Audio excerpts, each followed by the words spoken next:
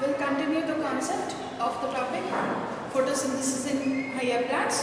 What are the factors that affect the rate of photosynthesis? So what are the factors?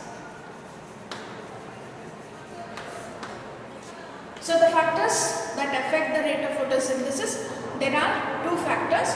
One is internal factors and the other is external factors.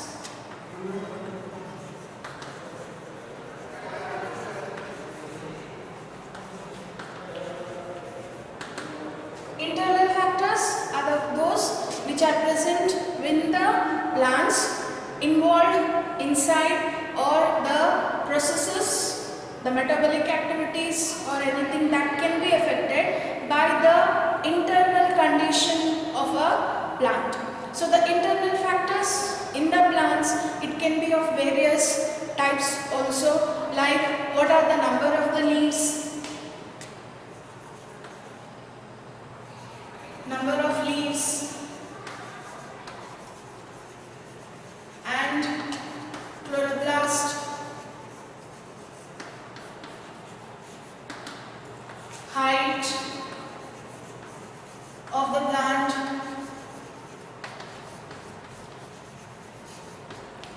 size and shape of the leaves,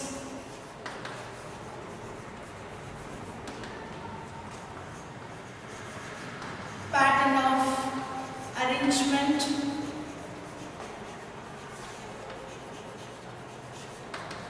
of the leaves, yes, and the positions of the leaves and none. These are all internal factors along with the number of chloroplasts, or we can say that what types of cells are being involved, even the form of mesophyll cells,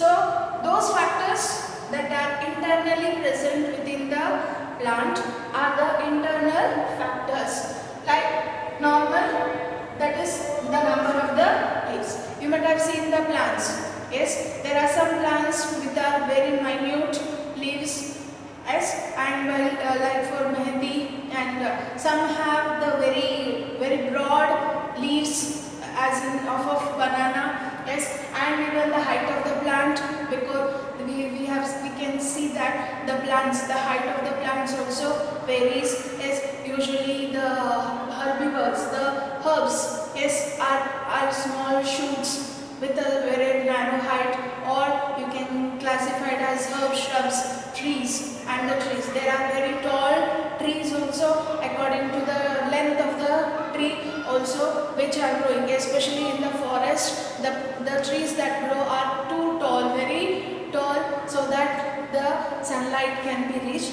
while there are certain plants like called as epiphytes that grow on the other plants for food and shelter, yes, and even the size and shape of the leaves. The size and shape of the leaves are also the internal factors, and the pattern of arrangement of the leaves. You have already learned about the arrangement of the leaves on the stem as alternate phyllotaxy, opposite phyllotaxy, and whorl phyllotaxy. Those particular arrangement, yes, and some leaves have succulent stomata, while some have the stomata on the external surface of the leaves. Usually in cold climatic conditions and very hot, that is the xeric conditions, the leaves have internal stomata. Then the number of the forms of the mesophyll tissue. As I said that in monocots, that is having a homogeneous mesophyll tissue only with the spongy cells, while the dicots have heterozygous mesophyll cells with palaceid cells and spongy cells. So these are all the internal factors that can also affect the rate of photosynthesis. In case if the number of chloroplast is not being developed, the chloroplast due to deficiency symptoms or due to the no proper supply of the nutrients to the plants there is no development of the chloroplast. For example, if you take the gibberellins, which are responsible for the formation of new leaves and formation of the chloroplast, new chloroplast. Yes, if the mineral nutrients or if the plant does not produce this hormone, ultimately it will affect the growth of the leaves and also the number of chloroplasts. When the number of the chloroplasts decreases, it will affect the process of photosynthesis. So in this, the light that is being used is mainly used for the synthesis of glucose, where simple components carbon dioxide and water in the presence of light are involved in the synthesis of carbohydrates. So these are some of the internal factors. While the external factors,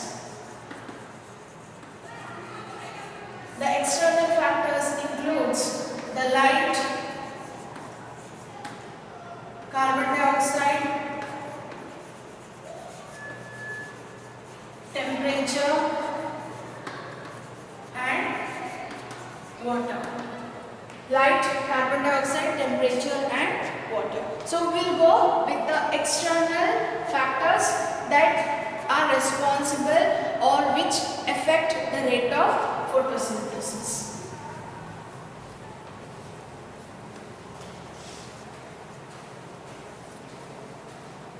First, with the light.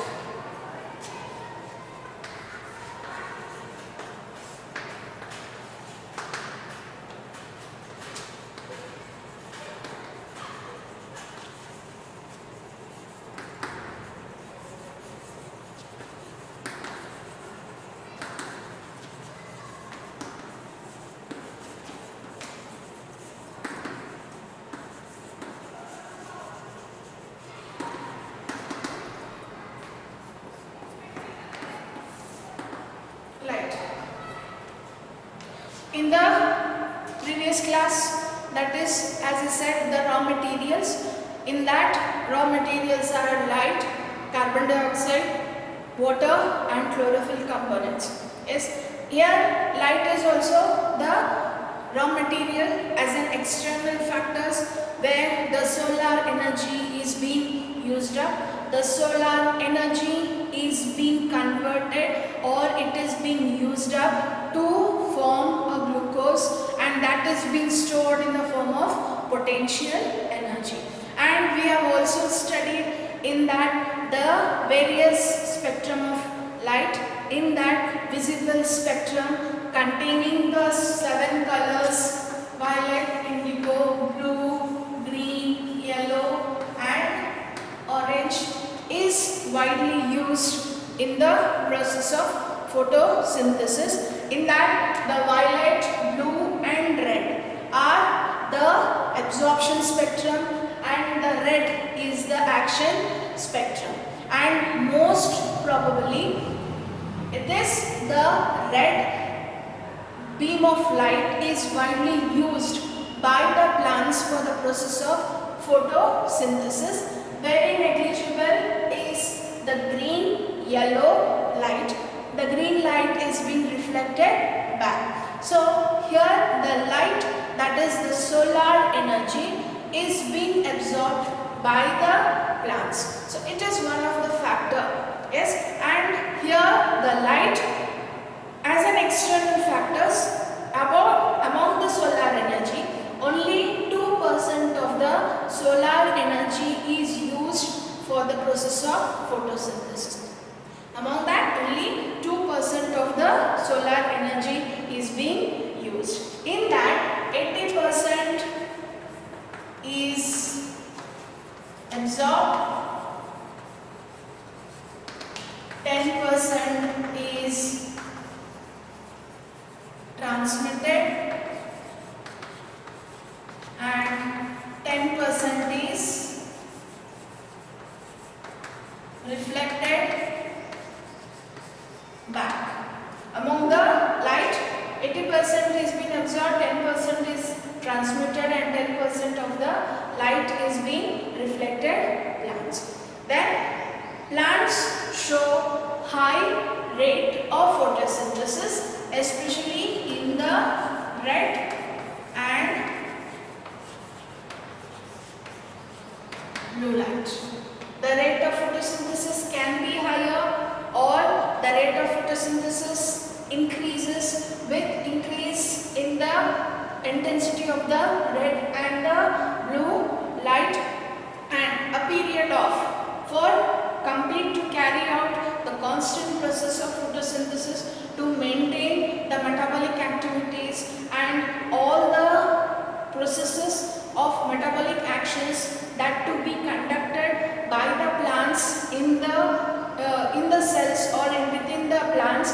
The plants require around 10 to 12 hours of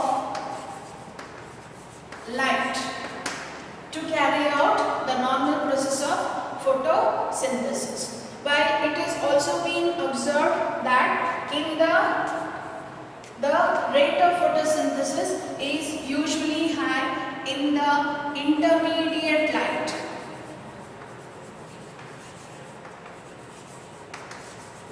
When compared to constant light. The rate of photosynthesis, the plants require usually 10 to 12 hours of the light, and in that the rate of photosynthesis is maximum in intermediate light when it is compared to the continuous light. Taking this concept, one of the scientists have identified there is the light intensity also can affect the rate of photosynthesis. It was Frederick Blackman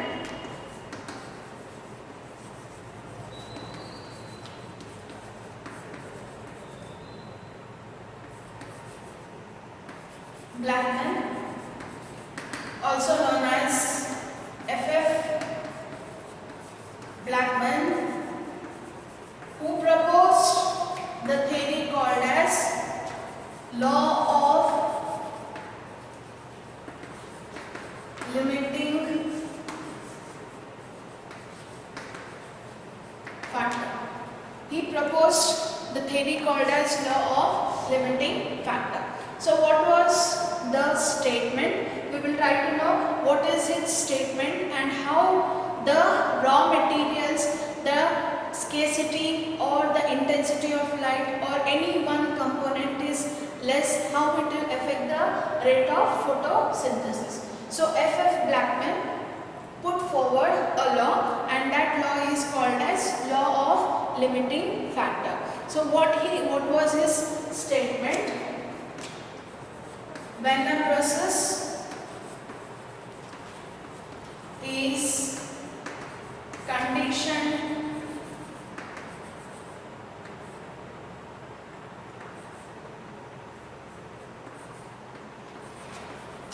by more than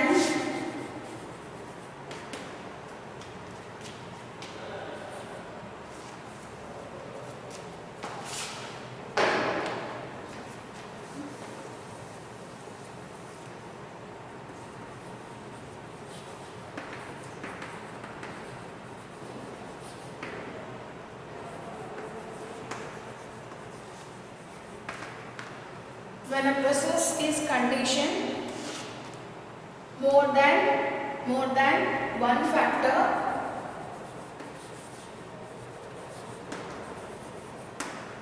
the rapidity of the reaction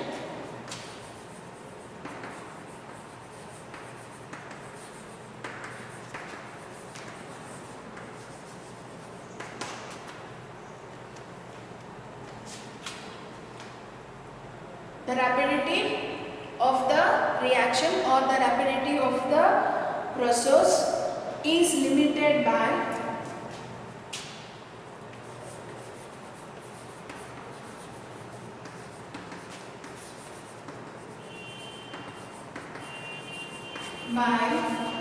pace of its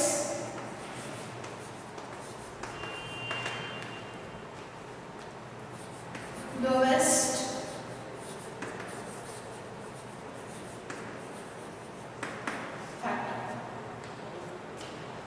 we stated the law that when a process is conditioned to its rapidity by more than one factor, the process can be limited by the pace of its lowest factor.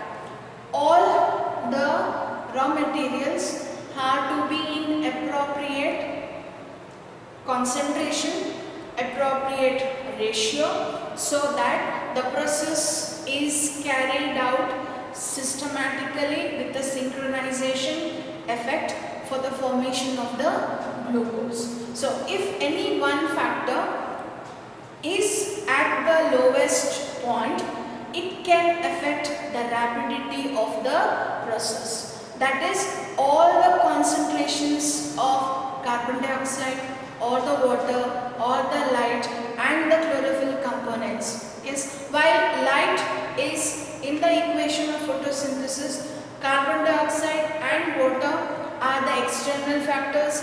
Light is also an external factors, while the chlorophyll forms the internal factors.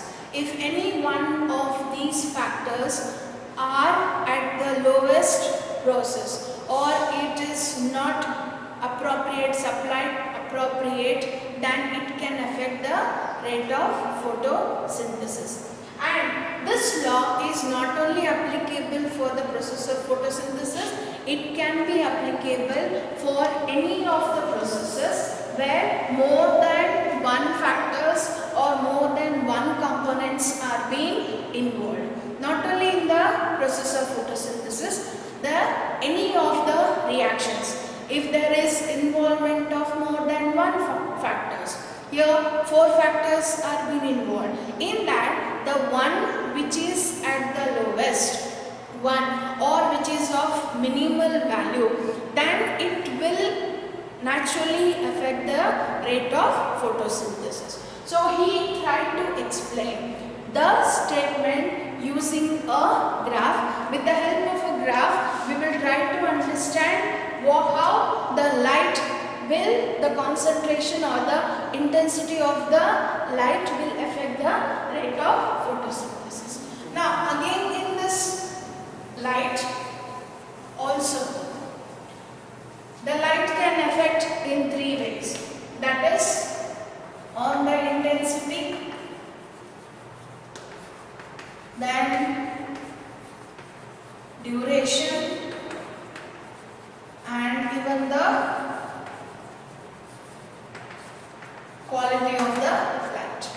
So the intensity of the light or the duration of the light and the quality of the light can also affect the rate of photosynthesis. So with the help of a graph, we will try to know how Blackman, what he meant by that, why he called it as a limiting factor.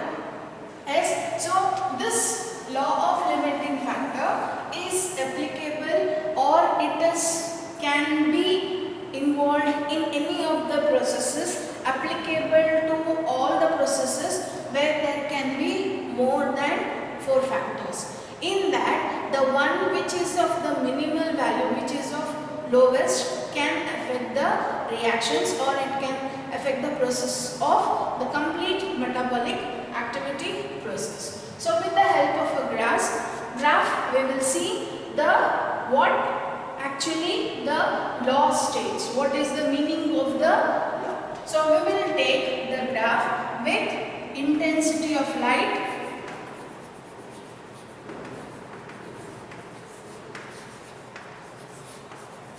on the x-axis and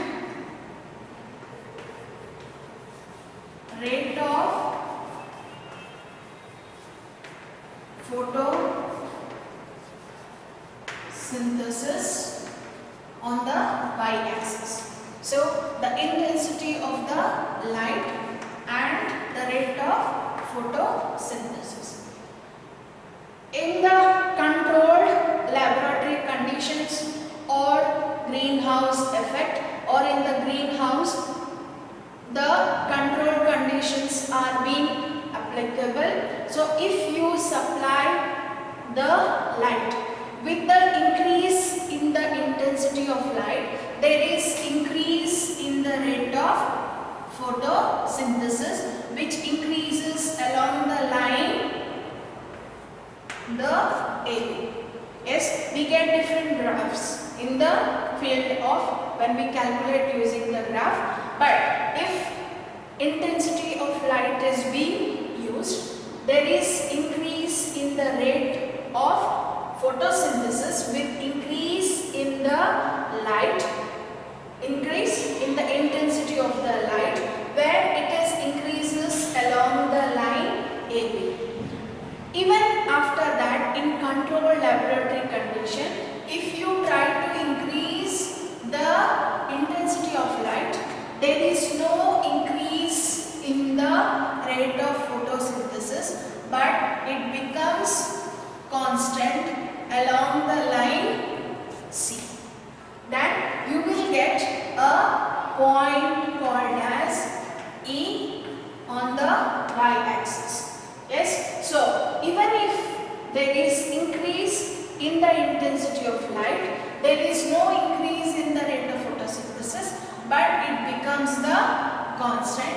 Then we will get a graph indicating increase in the rate of photosynthesis with increase in the intensity of light along the line AB. But if the intensity is further increased, the rate of photosynthesis does not increase, but it becomes constant, where BC indicates the constant and the point E represents the end of saturation. It represents the end of saturation. There is no further increase in the rate of photosynthesis. So he just wanted to say that here the light, if the light, only light is being increased, yes, with no increase in carbon dioxide or temperature, the rate of the photosynthesis can be decreased. Yes, if in case also, if the intensity of the light is being increased, it will affect the chloroplast component. The chances of the chloroplast are to be damaged, or they get damaged with high intensity of the light. If the chloroplast, that is the chlorophyll pigments, are being damaged, ultimately it will affect the C3 and the C4 cycle, which affect the process of synthesis of glucose. So in this graph he want to say that here the minimal value will reduce the rate of the photosynthesis.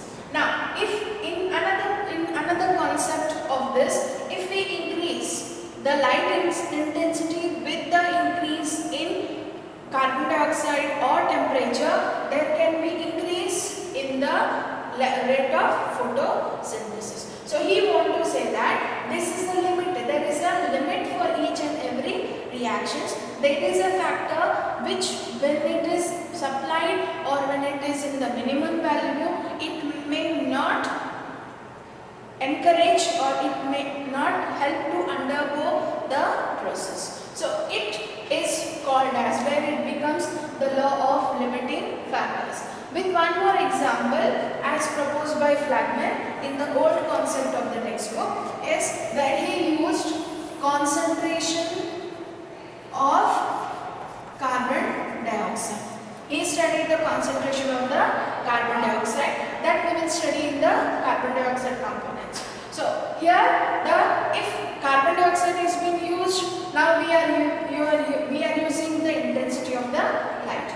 So as intensity increases, there is increase in the rate of photosynthesis, but after a certain particular point, yes, the intensity or the process become constant, and this point we can regard it as a E, where there is end of the saturation, there is no further increase in the rate of photosynthesis. This line, there cannot be any increase in the process of photosynthesis. So he called it the process as law of limiting factors. Then coming to the next component, that is carbon dioxide.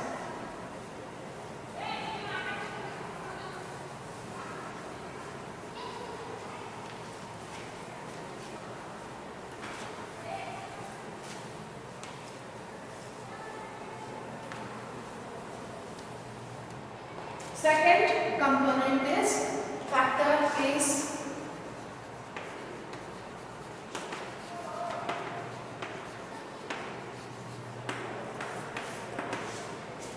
so atmospheric carbon dioxide is present.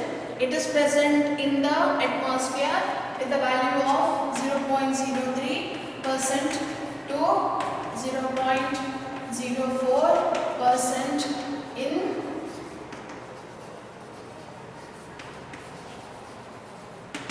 in the atmosphere. It is the level of the carbon dioxide that is being present in the atmosphere. Now, again, in the greenhouse gases with controlled level, if you are studying in the lab or if the process is being conducted in the lab, we can take three factors: carbon dioxide, light and temperature, to know the importance of the carbon dioxide.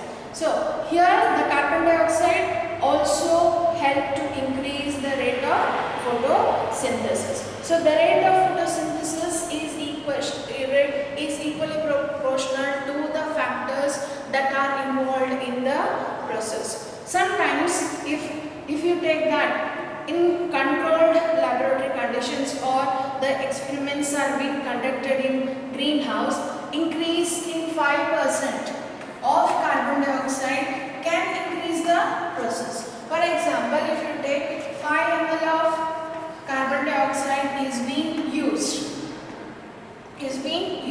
for the process, if you increase more than 5% or if you increase to 5 ml, more than 5 ml, naturally it will affect the chlorophyll components or it will affect the metabolic activities, where excess of carbon dioxide can become toxic to the plants. Excess, each and every intensity of light. So here we can say that even the concentration of carbon dioxide can become toxic. Higher concentration of carbon dioxide can become toxic to the plants, especially the chlorophyll components. The chlorophyll, they can get damaged. The cells or the mesophyll cells which contain the chloroplast, they can be damaged. While some of the plants, for example, some saturation point are there even for the concentration of the carbon dioxide. Here the C4 plants show the saturation point at 360 micron per liters. C4 plants show the concentration as what amount of concentration. The C4 plants show saturation at about 360 microns per liter, while C3 plants show saturation at 460, or we can go with 450 microns per liter. Yes. So as a carbon dioxide as a raw material, it is present in the atmosphere. Under lab conditions, we can increase the concentration of carbon dioxide, but excess amount of carbon dioxide can be toxic to the plants. Even if you are laboratory, if you are working in the laboratory or in the greenhouse effect, if 5 ml of carbon dioxide is being used, if you think that excess of carbon dioxide will increase the rate of photosynthesis, but it will not increase, it will affect the rate of photosynthesis as it damages the chlorophyll cells, and the excess of carbon dioxide can be toxic to the plants. While in some plants like tomato and bell pepper,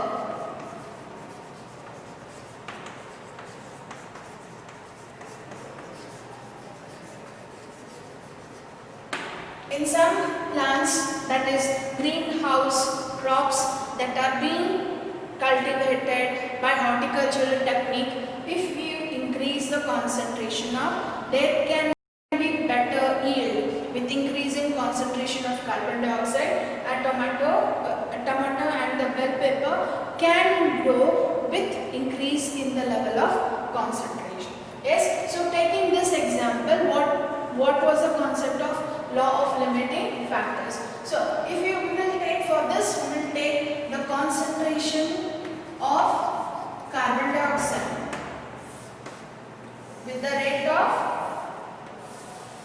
photosynthesis, which is the earlier explanation of F.F. Blackman.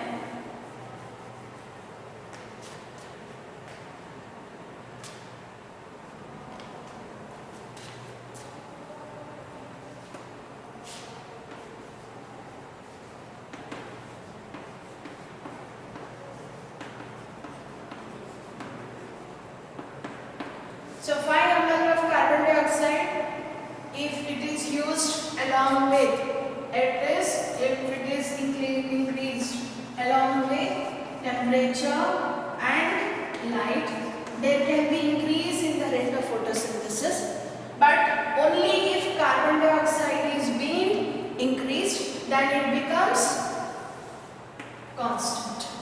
The rate of photosynthesis become constant. Along with carbon dioxide concentration, if the temperature and the light, so there is increase in the light, along with concentration of carbon dioxide, if light and temperature is being increased, again it is increased along the line B. Yes, here carbon dioxide, if carbon dioxide is being used. Again, only carbon dioxide is increased, then if not the light, and again it becomes constant along the line D. So here all the components are to be equal in concentration, in equal proportion.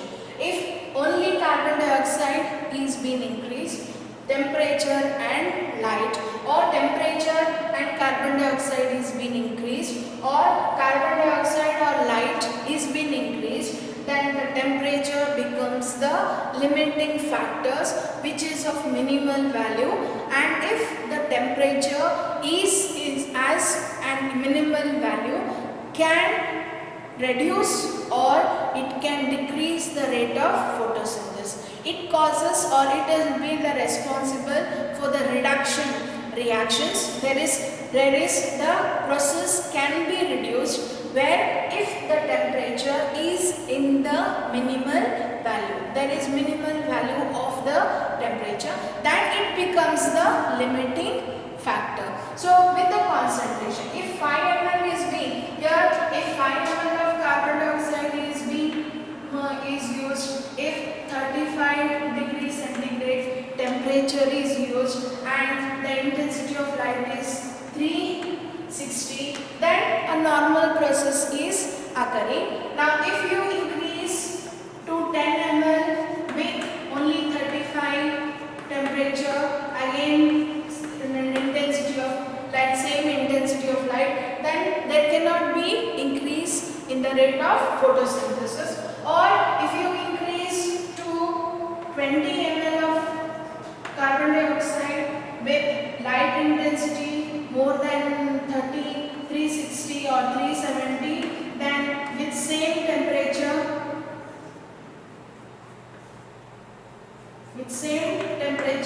ultimately it will become the limiting factor.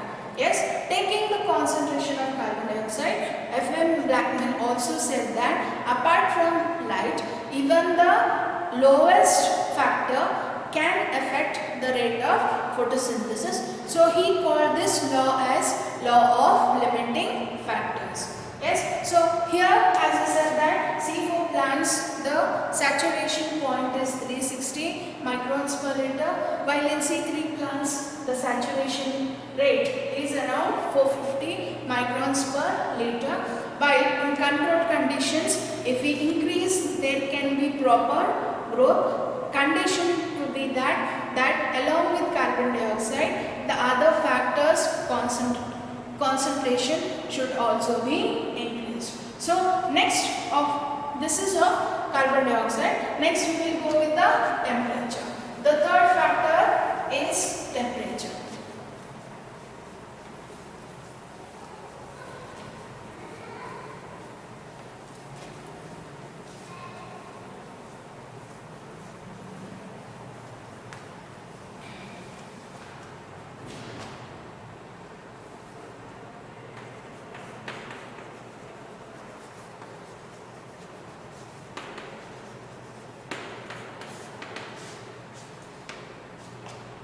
We have studied that there are dark reactions and light reactions.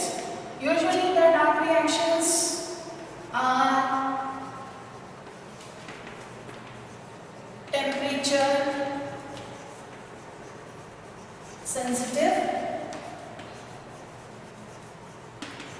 while the light reactions are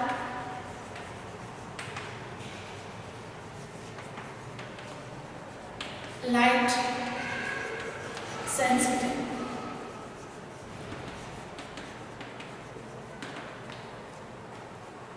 Dark reactions are temperature sensitive, while the light reactions are light sensitive. And especially the C4 plants can show high level of photosynthesis even at high temperature.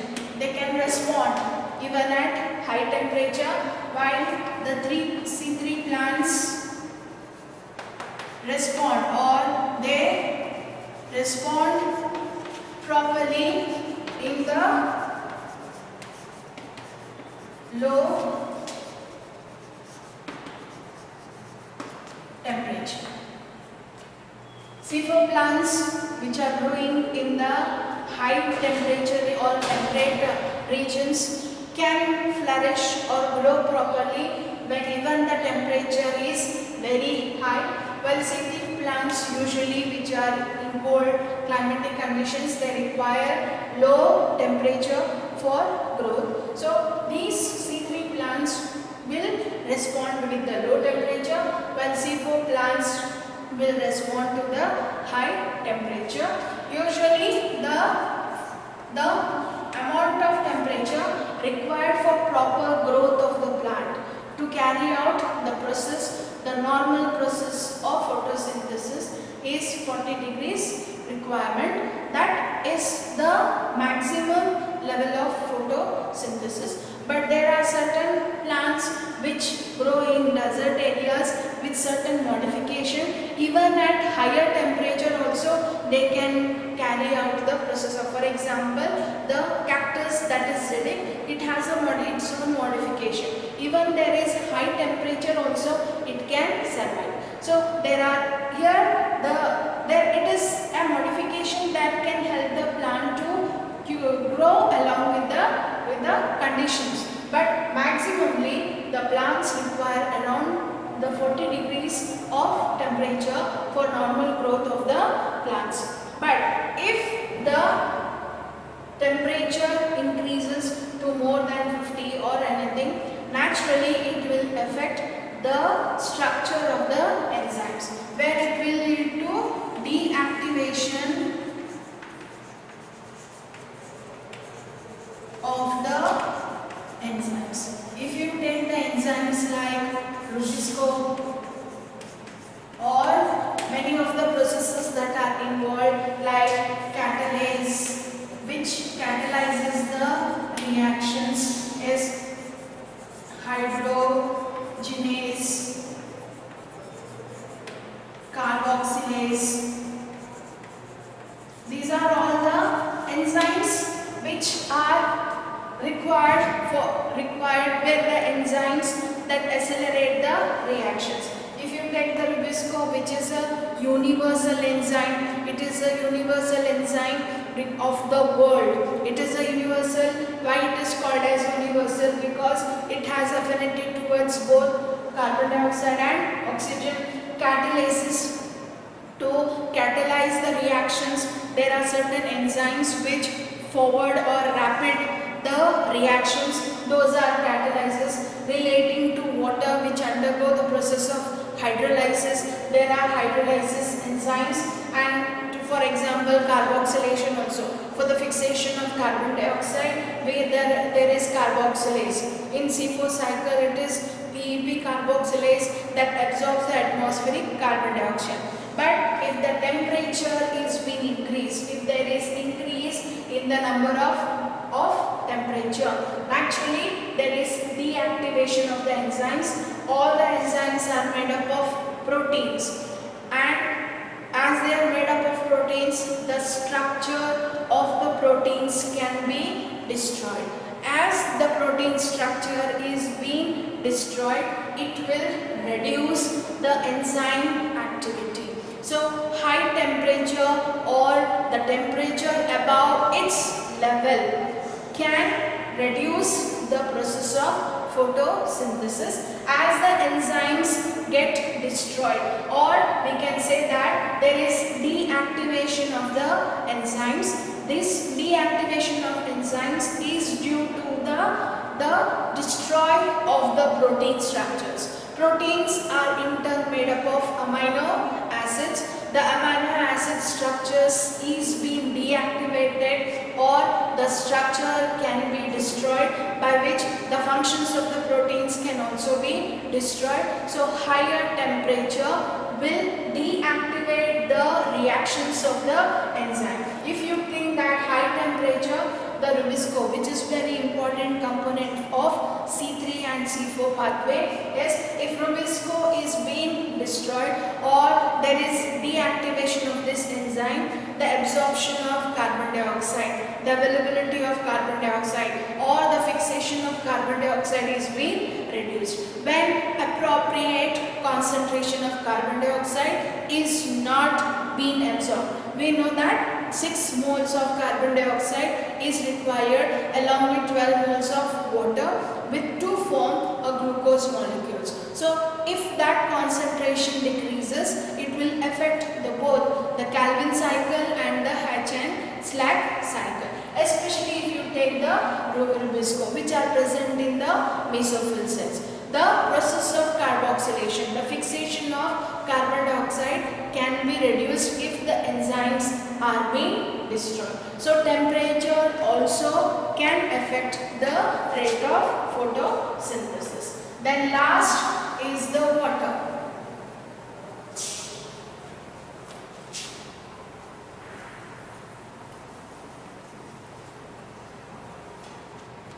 Fourth factor is the water.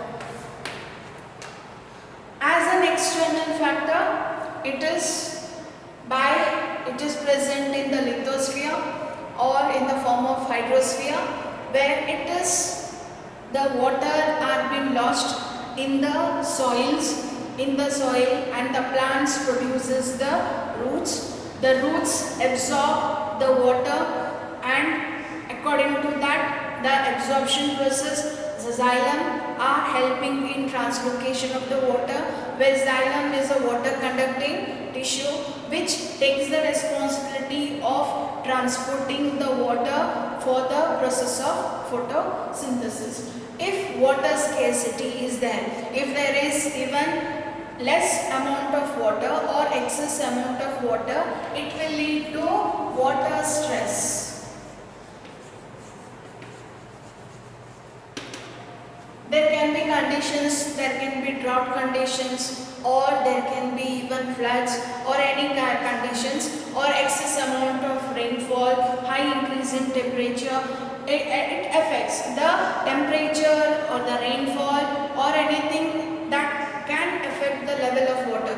If the ground level of water is being reduced, it is being reduced, ultimately it will affect the transportation of the water and it will lead to the water stress. Or if there are floods or if there is a drought, that scarcity of water will lead to the water stress. When there is stress, water stress, there is closure of the stomata. The stomata, or we can say that the stomata closes. There can be closure of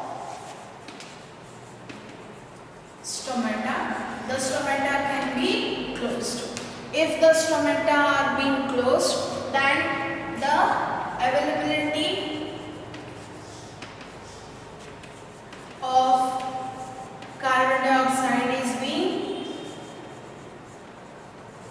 reduced. Yes, how much amount of carbon dioxide that has to be being used, that is being reduced. Ultimately it will affect the C3 and C4 pathway. So water stress that is being caused by the scarcity of water or excess amount of water. The plant have its internal mechanism in order to prevent excess loss of water by transpiration to retain the more amount of water inside the body. It will close the stomata. The stomata can be closed, and we know that what is stomata? They are the minute pores present on the epidermis of the leaf, mainly help in exchange of gases and the process of transpiration. So there is exit and enter of carbon dioxide and oxygen through the stomata only with the help of the guard cells, opening and closing mechanism of the guard cells. We know that the stomata has the minute pore called as the stoma, where it is surrounded by kidney shaped guard cells in dicots, while in monocots it is double shaped cells, and in turn the guard cells are surrounded by subsidiary cells which forms the stomatal apparatus. But if there is scarcity of water, it will lead to stress, the stress condition. That stress condition may lead to the closure of the stomata. The stoma can be closed. So as the stoma are being closed, the appropriate amount of carbon dioxide, what is the amount of carbon dioxide that is being required, can be reduced. There can be availability of that carbon dioxide can be reduced. Ultimately it will affect to the pathways of C3 and C4 pathway, where there is no formation of the glucose. It will affect the production of the glucose or synthesis of the glucose. And in one more condition of water stress, it will also lead to building of leaves, by which the surface area of the leaf can be reduced. Yes, building also can occur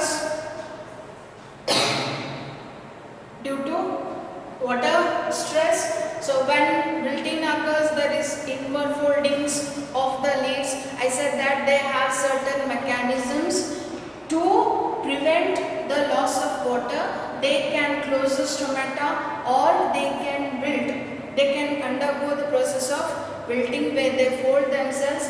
Due to that wilting process, the surface of the leaf is being reduced. With the reduction in the surface of the leaf, the amount of light that has to be reached, or the leaf is unable to get appropriate amount of light. When this appropriate light is not being supplied, ultimately it will affect the processes where light is an important factor. Yes, the surface reduces. With the reduction in the surface of the leaf, there can be reduction even the amount of absorption of light, the intensity of the light. What amount of light that has to be absorbed can also be reduced. Then that overall the process can be affected. So here in control conditions, or if you are supplying, if in control conditions like in horticulture or agriculture, we can give appropriate amount of water. But in natural conditions, it will lead to the closure of the stomata or wilting of the leaves, which are a part of water stress, and it will affect the rate of the photosynthesis. And overall, by all this, what happens? The metabolic capacities will naturally get reduced. If there is no proper supply of light, or if there is no proper supply of the water, the whole process, all the metabolic activities can be affected. So these are the 4 conditions or the factors that affect the rate of photosynthesis. That ends the chapter also, the rate of photosynthesis. So just we will highlight what are the concepts. First is, what is the definition of photosynthesis? The definition of photosynthesis is what? It is a chemical reaction occurring in the green cells of the plants, where the simple components carbon dioxide and water in the presence of light and chlorophyll helps in the synthesis of a glucose. And in this photosynthesis there are 2 reactions, light reactions and dark reactions. In the light reactions, it includes cyclic phosphorylation and non-cyclic phosphorylation. Yes, where non-cyclic process, where the first process is photolysis of water, then with the help of photolysis of water or the processes by C3 and C4, there is cyclic and non-cyclic. When this cyclic and non-cyclic produces the ATP molecules and NADPH molecules, which are used in the dark reactions. The dark reactions includes the C3 pathway and the C4 pathway, where there is synthesis of the glucose. Then we have seen the differences between the light reaction and the dark reactions, the difference between the C3 cycle and C4 cycle. Then the structure of the chloroplast, where why the grana is called as site of light reaction, what happens in the stroma, why it is called the site of dark reactions. Ultimately, what are the processes, which are the factors that affect the rate of photosynthesis and photochemical reaction also. So this part, all the schematic representations of the, when it is being given, explain the process, you have to represent with the schematic diagrams. So there are schematic diagrams in this, where you have to practice. The schematic diagrams includes of cyclic, non-cyclic, C3 pathway, C4 pathway. As an important topic of the first year chapters, this photosynthesis has maximum marks. So here all the schematic representation includes the 5 marks questions. Photosynthesis, what is photosynthesis? 1 mark. Yes. Then what is photolysis of water? 1 marks. Explain the structure of chloroplast. 5 marks. Differences between what is explained with schematic representation, cyclic and non-cyclic, each for 5 marks. And the structure of the, as I said, structure of chloroplast, the difference between the photosystem 1 and photosystem 2 is for 5 marks. And the C3 cycle, explained with the schematic representation of C3 cycle is 5 marks. C4 cycle is that. Then the non-cyclic can also be asked as what? Explain the Z scheme with the schematic representation. Yes. And lastly, the differences, many differences has been dealt in that, structure of the chloroplast and what is photorespiration, what happens, and the factors, and this last question is the factors. So this ends the topic photosynthesis in higher plants. So in photosynthesis, the explanation with the schematic representation is very important. So the practice of the schematic representation should be according to the NCERT textbook. Follow the textbook or the supplement that is being given for you. So thank you. We will just go with another topic in the next class. But now the topic has been over, that has been finished. With the topic we'll start with the next topic, or will be dealt with the next class. So go through the schematic representation of the cycles, 4 cycles along with the structure of the chloride.